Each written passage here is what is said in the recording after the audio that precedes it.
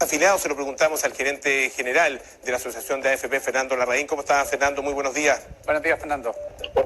Hola, Pablo, hola, Cristian, muy buenos días. No sé si ya tiene cifras actualizadas a esta hora, o puede ser de anoche, de la cantidad de gente que efectivamente ha solicitado el retiro, y también de la cantidad de personas a las cuales ya les ha sido informado la aceptación o el rechazo justamente de esta solicitud.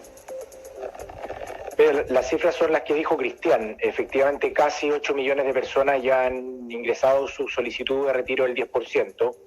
Y durante el día de ayer y durante el día de hoy día se va a informar respecto de la aceptación y rechazo de todas aquellas personas que hicieron su solicitud el día jueves 30 y el viernes 31. Esos son más de 5 millones y medio de personas que van a recibir efectivamente el correo electrónico o el mensaje texto en el cual se le informa el estatus de su solicitud. Ahora, Fernando, dentro de las personas que están inquietas también porque ya le ha llegado esta información de rechazo, recordemos que se cumple el plazo de los 4 días máximos para que las AFP informen a los afiliados si fue rechazada. Hay algunas causas que llaman la atención. Sabía, y ustedes fueron muy explícitos en aquello, que si no había una vinculación de datos entre la persona que estaba solicitando y la cuenta a depositar, eso iba a ser rechazado. Eso está muy claro. Pero llama la atención, por ejemplo, el hecho que no se haya podido actualizar el carnet de identidad para que ese trámite se pueda hacer, y así también ustedes lo reconocen. ¿Cómo se va a solucionar eso? Mira, Cristian, yo creo que es importante, nosotros lo dijimos al principio de este proceso, que este proceso iba a tener complejidades, dada la velocidad y la magnitud que tiene, que son potencialmente 11 millones de personas haciendo transacciones. Respecto de las validaciones, en este caso las AFP simplemente informan luego de validar, por ejemplo, con los bancos la cuenta corriente y con el registro civil, el tema de las cédulas de identidad que están vigentes o que podrían haber estado vencidas y alargadas en el tiempo por el contexto de la pandemia. Nosotros simplemente acá hemos hecho de mensajero respecto a la validación del registro civil. Las administradoras estamos todas en conversaciones con el registro civil para ir aclarando cada uno de esos problemas, porque efectivamente el sistema arrojó, cuando se parea con el registro civil, un error en caso de que los cédulas de identidad tienen que estar activas y no vencidas, y eso lo estamos trabajando con el registro civil porque esa es la información que nos entregan ellos. Nosotros simplemente hicimos mensajería respecto a una información entregada. Ahora, ¿ese es el motivo mayoritario de rechazo, Fernando, o hay también otras razones por las cuales han sido rechazadas las solicitudes?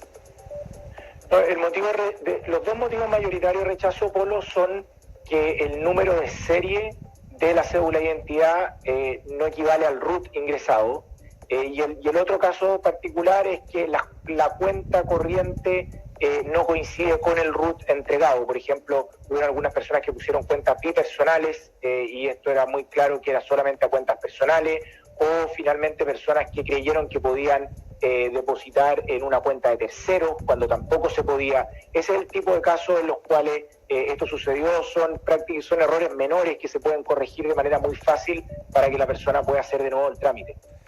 En ese sentido, Fernando, también ayer nos llegaba otro motivo de rechazo que era informado por la AFP y que tenía que ver con el número de serie y sobre todo en los carnets antiguos. Recordemos que los carnets antiguos tienen el número de serie detrás, en la parte posterior, no adelante. Y ese número de serie, después de que termina los 9 dígitos, tiene una letra. Y mucha gente cree que por haber puesto esa letra, donde termina el número de serie, fueron causantes de rechazo. No sé si información de eso tiene, Fernando. Nosotros, informamos ayer este tema, estamos trabajando con el registro civil justamente para poder entender con más detalle por qué hubieron errores. Bueno, hemos visto en este tema de los números de serie, en los casos de los permisos de comisaría virtual y en muchas otras cosas, en los cuales efectivamente ha habido errores. Nosotros le estamos pidiendo la información al registro civil de manera a poder entregársela lo mejor posible a todos los afiliados y afiliadas que tenían una urgencia en esto, eso lo entendemos, para que puedan realizar su solicitud nuevamente sin errores. Eso es importante, Fernando, porque a lo mejor mucha gente cree que ya una vez llegado el mail puede hacer inmediatamente el trámite. ¿Cuáles son los plazos que se maneja y cuándo nuevamente puede ingresar esa solicitud con los errores corregidos? La persona, una vez ingresado eso, puede ingresar su solicitud nuevamente durante el transcurso del mismo día o el día siguiente para poder ir viendo los sistemas. Probablemente justo rápidamente después de recibido hay que dar de baja esa solicitud y ingresar una nueva. Por lo tanto, la sugerencia aquí es esperar un poco, obviamente no mucho, respecto de poder hacer la solicitud, pero quiero ser bien claro, Cristian.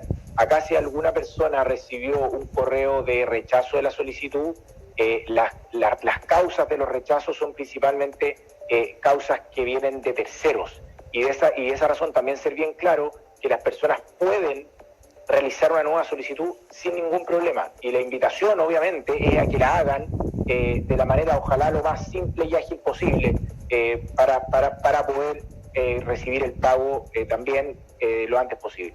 Hay algunas personas que lo han denunciado a través de las redes sociales que han recibido un correo en que se les indica que su monto, el monto a retirar, ha sido retenido por el tema de pensión alimenticia, por deuda de pensión alimenticia, pero dicen varias de estas personas que ellos no tienen esta deuda, que algunos de ellos ni siquiera tienen hijos. Son casos puntuales, son casos que se han dado de manera masiva, y dónde está de alguna manera el origen de esas situaciones.